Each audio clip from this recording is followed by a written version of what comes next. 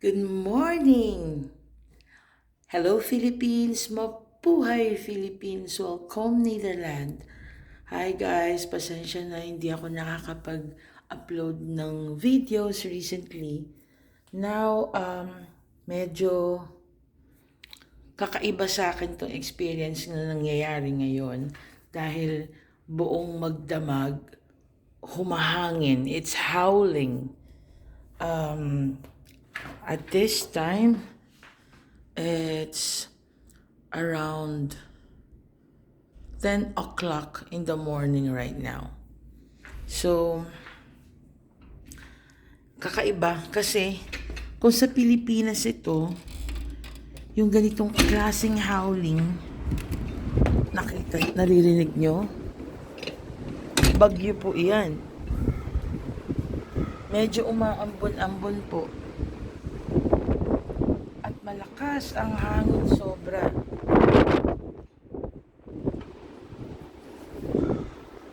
Maririnig nyo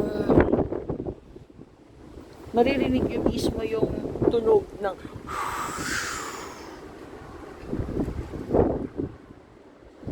and obviously wala na pong mga dahon ng mga puno dito because they declared it's already winter, but according to Wesley, not that they have declared it, but normally December 22, that's the start of their winter, and autumn is already done. Malamig, naka-sleeveless pa naman ako. So basically yan ang makikita nyong view from our tent. Medyo tinatangay-tangay ako. Sobrang lamig. I will try to go to the front door. In that way, tingnan natin kung anong view meron doon. Kung okay ba o hindi. Yung asawa ko baka naghuhugas ng pinggan. Habi? Where are you? There's more dishes there. I will show them. But I don't have my... Can you give me my sweatshirt? I'm vlogging actually. But I don't know how to... Oh shit. Why it's like this? It's not... it's recording. I thought not. But I would like to do that on the other side. Why it's like that? Right, you did that. I don't. Anyway. Are you done smoking? Yes. You hold the door for the meantime. Nadidinig nyo, guys? Kasi sa atin, parang yung howling ng wind is more like binabagyo tayo. Like signal number 3. This over here, hindi naman siya binabagyo. Why is it like this? It's not raining. Like sometimes it would like shower. I hope they don't excuse me. Why is it like that? I forgot. Why is it like that? This kind of wind. Yeah, this is normal winter weather. Winter weather, not autumn anymore. Autumn also, but in the winter we have the same. Oh, okay. Kasi talagang kung maririnig nyo, talagang sobrang akala mo may bagyo. At nakikita nyo, wala nang mga karamihan ng mga puno, wala nang dahon.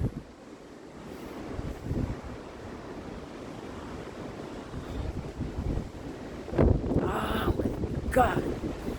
It's really cold. Freezing po. Sobrang malamig. Gusto ko man magstay sa labas. Napakalamig po. And ito talaga siguro yung weather nila rito. Kakaiba subukan natin later lumabas so that we can be able to see the outside part. Can we go out later? We could. Yeah, we have to.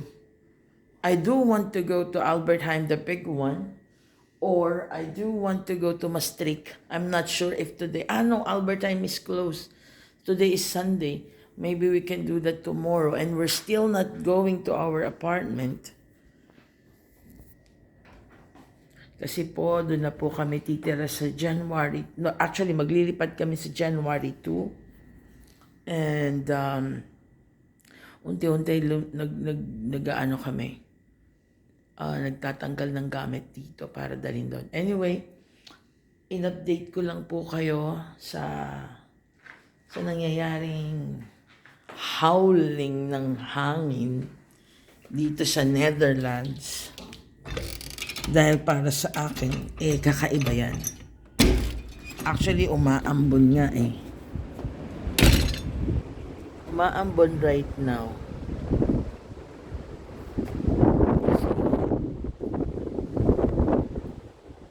At walang tao. Bihira ka makita ng tao ngayon. Yesterday, the 26th, it's their second day of Christmas. They considered 25 as the first day of Christmas or Christmas nila. And then the 26th, they say that it's their second day of Christmas. I don't know. We don't have that in the Philippines. Sorry guys nakalimutan ko kasi yung jacket ko talagang malamig. Pero gusto ko kasi ipakita sa inyo eh.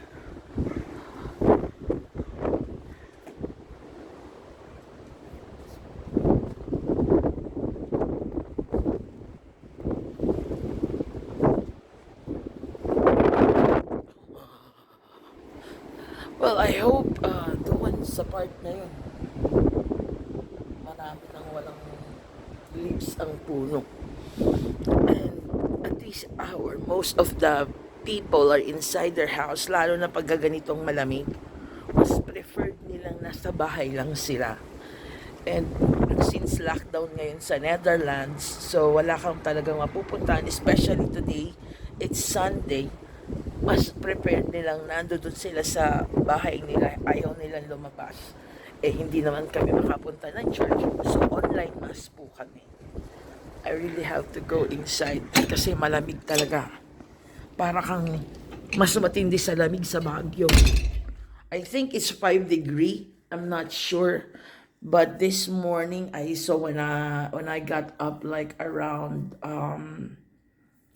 mga 7 o'clock, 6 o'clock, it's 5 degrees. It's 5 degrees Celsius. And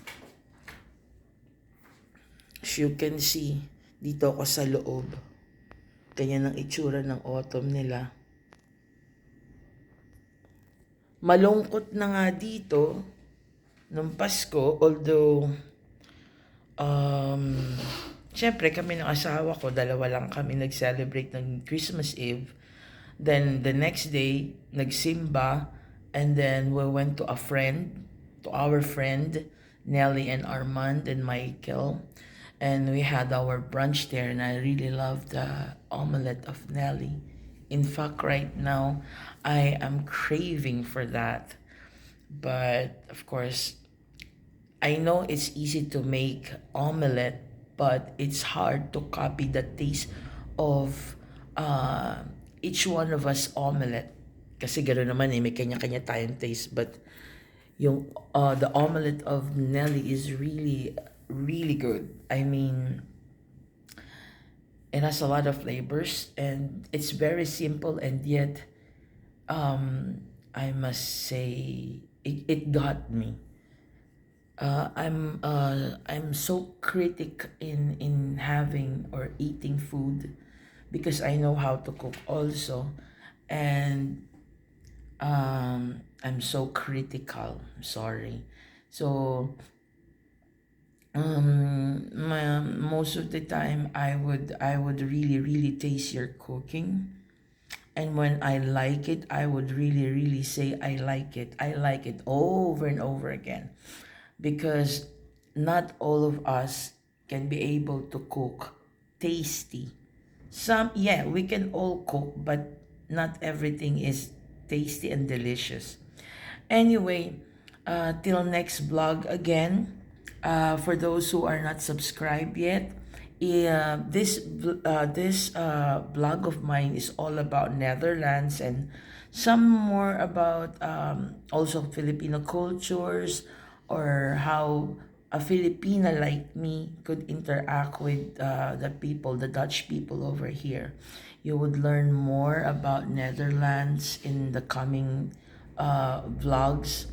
And please like my channel, do subscribe. Pinay Dutch, Geraldine with a capital E, Pinay Dutch. Please click like and then subscribe, and if possible, click also the bell button for you to be updated for my new vlogs. Thank you so much. Keep safe, everyone. God bless us all, and still Merry Christmas and Happy New Year in advance. Hi, Abby. Say goodbye. Bye bye. Thank you.